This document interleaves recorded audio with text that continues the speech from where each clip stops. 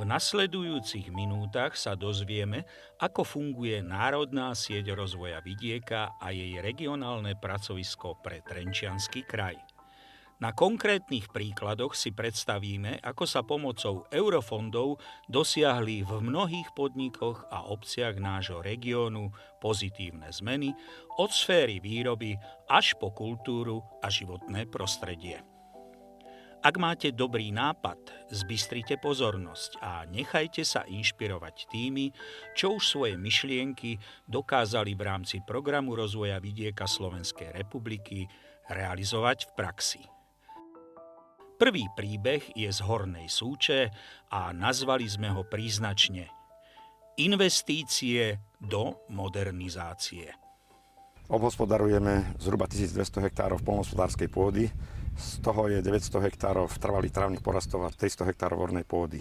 Na tých 300 hektárov ornej pôdy pestujeme plodiny, ako sú oziminy hlavné, pre vlastnú potrebu, pre živočíšnu výrobu. V tejto prevádzke vyrábame udené parené syry, vyrábame tu brinzu, maslo, zákvas a ovčí syr.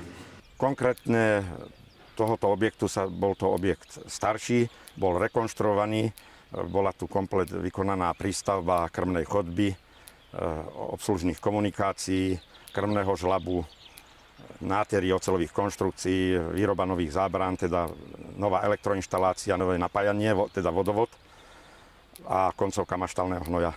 Takto sme zmodernizovali dva objekty. Druhým objektom je telatník, kde bude aj napájací automat, ktorý sa v súčasnosti spúšťa do prevádzky a do projektu patril teda potom ešte nákup techniky.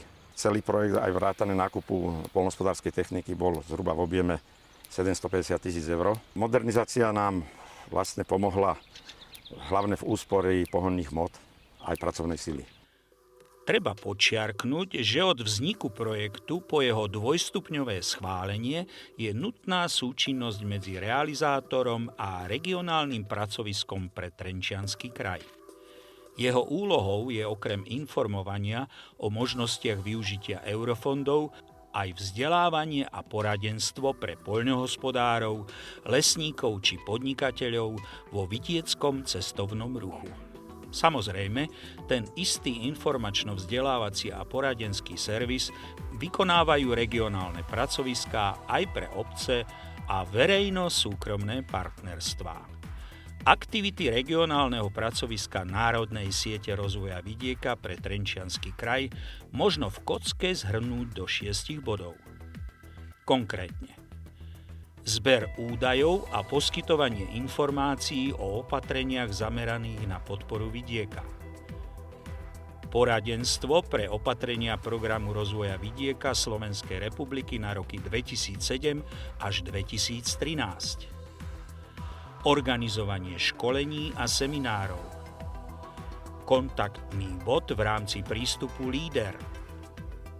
Spolupráca s miestnymi akčnými skupinami.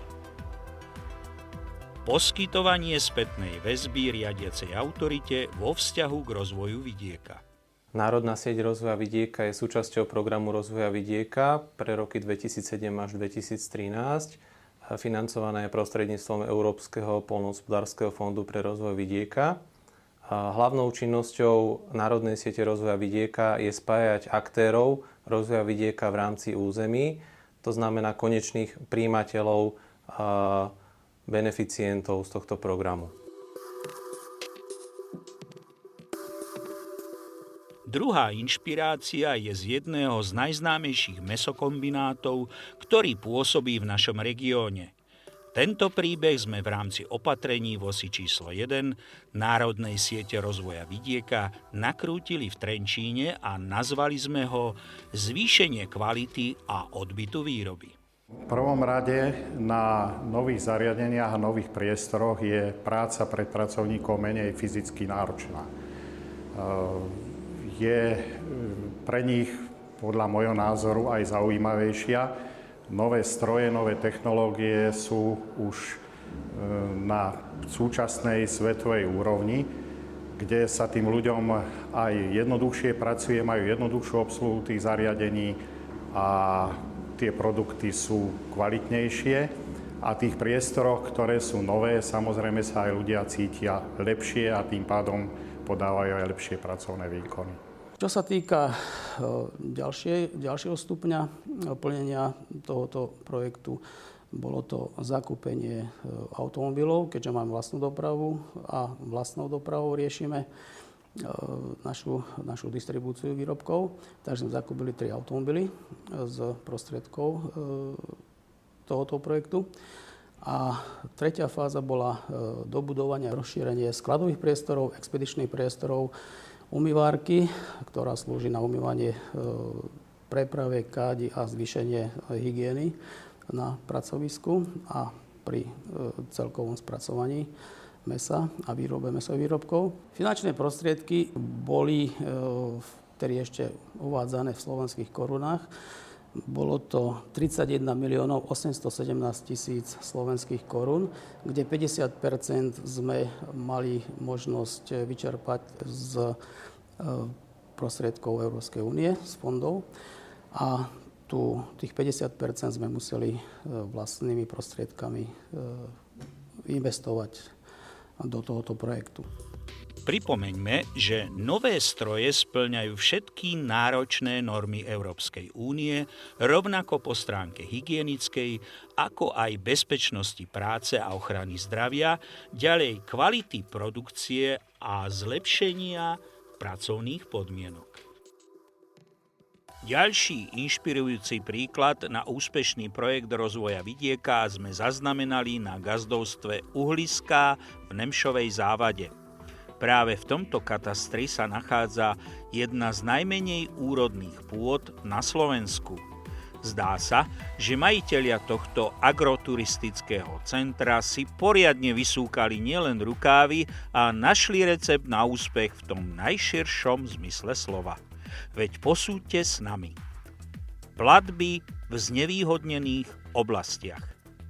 Obhospodarujeme tu 70 hektárov pôdy, ktoré patria teda do tých nízkoprodukčných plôch. Pestujeme tu objemové krmiviny pre hospodárske zvieratá, ktoré tu chováme, pretože tu vieme dosiahnuť lepšiu pridanú hodnotu a lepší úžitok z tejto lokality cez tie hospodárske zvieratá a samozrejme cez tú agroturistiku, na ktorú sme takisto orientovaní. Bolo to na prelome 2009-10 rokov, kedy sme tu našli pár kilometrov od domu, kde bývame, starú opustenú maštál. A maštál a vtedy môj spoločník a svokor v jednej osobe navrhol, že tu by sme mohli trošku vylepšiť strechu a spraviť nejakú ohrádku a naskladniť sem možno 2 ovečky a kozičku a zajačikov pre naše malé deti a jeho vnúčence. Takže to bol nejaký taký pôvodný zámer, že sem budeme chodiť relaxovať a oddychovať. No, po 2,5 roku úsilia sme dneska na stavoch trošku vyšších. Máme tu 20 koní, 15 kráv so 40 telatami, 30 kusové stádo oviec, kozy, aj zajkovia tu nejakí sú. Takže je to už v úplne iných dimenziách, ako sme pôvodne uvažovali a s tým samozrejme prišli potreby aj tie zvieratá, vytvoriť im také podmienky, aby sme splnili jednak to pohodlie zvierat alebo welfare, ako sa tomu v Európe hovorí a samozrejme vytvoriť aj prostredie pre ľudí, ktorí sem prídu a tá motivácia bola vlastne tá, že tým našim deťom a potomstvu ukázať, že ako sa možno niekedy žilo na vidieku a čo to všetko obnáša. Všetci by sme si prijali hospodariť len v tých najlepších podmienkach, ale keďže my sme sa rozhodli tento projekt realizovať tu, tak hľadáme tie pozitíva, ktoré tu nájsť vieme.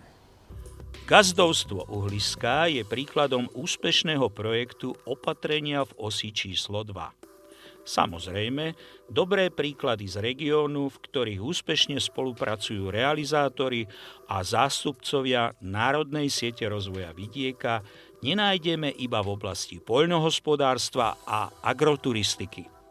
Ďalší inšpirujúci príbeh nás oslovil v obci Skalka nad Váhom a ten doslova dáva nový rozmer rozvoju miestnej kultúry.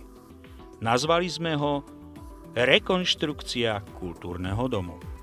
Tento komplex, zrekonštruovaný kultúrny dom, sa zrodil z podnetu občanov, nakoľko kultúrny stánok v Skalke nad Váhom nebol dôstojný a nemohli sme prevádzať kultúrne akcie, ktoré si vyžadovali situácie alebo teda podnety od občanov. Takže získali sme na tento kultúrny dom príspevok z Európskej únie z Fondu rozvoja vidieka, kde teda sme dostali dotáciu takmer vo výške 430 000 eur. Za to sme zrekonštruovali tento kultúrny dom v takomto znení, ako je vidieť na týchto záberoch.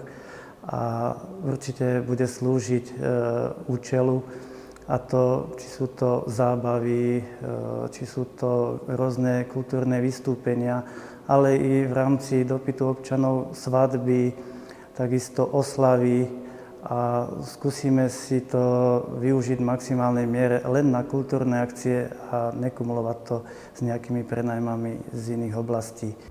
Treba povedať, že obec Skalka nad Váhom je najstarším pútnickým miestom na území Slovenska a práve nový kultúrny dom vytvorí potrebné zázemie pre návštevníkov každoročnej púte a pravidelného medzinárodného stretnutia umelcov Ora et Ars, a nielen pre nich.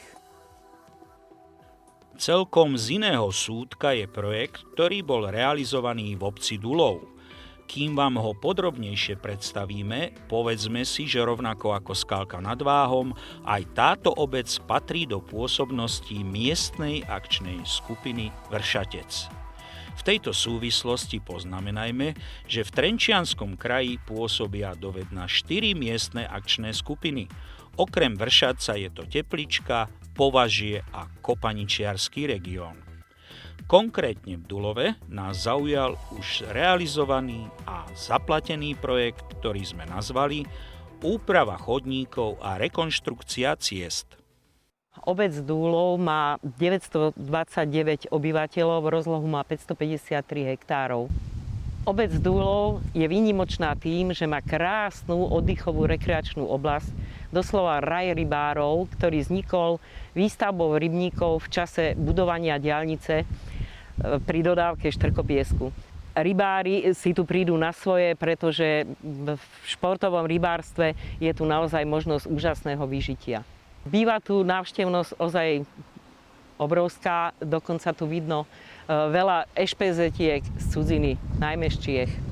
Momentálne stojíme v časti cesty, ktorú sme pracovne nazvali Fúsek Momček. Realizovala sa tu rekonštrukcia cesty, výstavba chodníka. Celkové objemy finančných prostriedkov predstavovali 354 000 eur, pričom obec sa podieľala spolufinancovaným vo výške 15 000 eur a v rámci európskych fondov a štátu obec získala nenávratný finančný prostriedok v hodnote 339 000 eur. Na konkrétnom príklade si teraz predstavme zloženie miestnej akčnej skupiny Vršatec. Je to dôležité, lebo na tých istých princípoch vytvárajú svoje aktivity vlastne všetky masky, ako sa stručne nazývajú miestne akčné skupiny Trenčianskeho kraja. Úplne na začiatku je životaschopný projektový nápad. Po konzultáciách v príslušnej maske nasleduje spracovanie žiadosti a prijatie projektu, potom zasadá výberová komisia. Ak schváli projekt príslušný výbor, čaká sa už len na schválenie riadiacim centrom. Schválený bol aj tento projekt výstavy fotografií, na ktorom tiež spolupracovala úspešná akčná skupina Vršatec.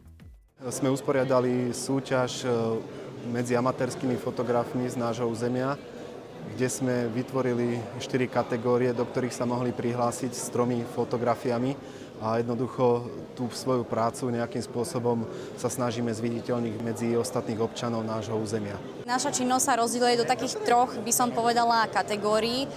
Naši členovia pozostávajú z verejného sektora, čo sú teda obce a mesta, tých máme 20. Potom je tam súkromný sektor, ktorých je momentálne 26 a potom sú tam tzv. Aktivity pre obyvateľstvo. Najdôležitejšie projekty, pretože sú finančne najnáročnejšie, sú práve pre tie obce a samozrejme má z nich užitok najviac z obyvateľov, tak tie sa pohybujú väčšinou vo výške okolo 70 000 eur, ale mali sme tam už aj 90 000, viac ako 100 000 eur nie sme schopní vyfinancovať na jeden projekt. Čo sa týka toho súkromného sektora, tam podporujeme prevažne podnikateľov podnikajúcich v cestovnom ruchu a hlavne v ubytovacích službách. Tam je tých projektov trošku pomenej, lebo je dosť ťažké nájsť takých odvážlivcov, ktorí by sa na to dali, lebo tieto projekty sú veľmi náročné, keďže idú priamo cez ministerstvo, PPAčku a tak ďalej. A ten tretí okruh sú, dá sa povedať, ani nie že projekty, ale to sú práve takéto akcie, na akej sme dnes. To sú akcie pre našich obyvateľov, s tým, že my sa venujeme všetkým vekovým skupinám. Tým Vršat sa okrem manažérky Petry Šupákovej pozostáva už len z 2 administratívnych pracovníkov a účtovníčky. Je to teda malý kolektív, ktorý musí pracovať veľmi pružne a efektívne. Jednoducho povedané, za málo peňazí veľa muziky.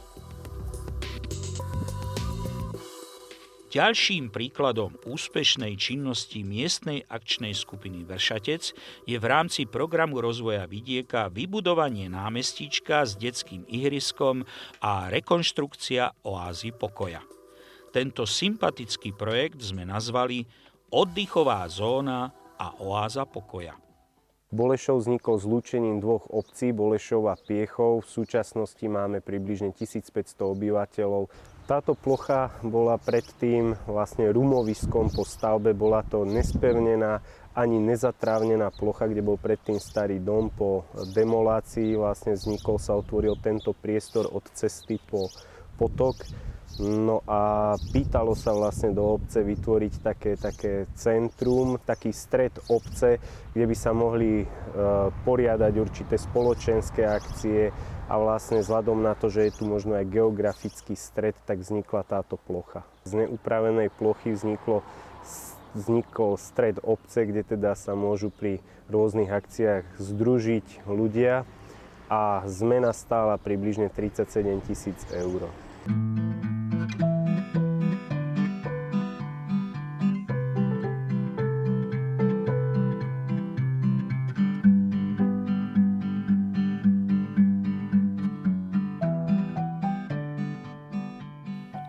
Podobne ako hrdý, neopakovateľný a originálny je horský masív Vršatca, je suverénna aj miestna akčná skupina s rovnomenným názvom.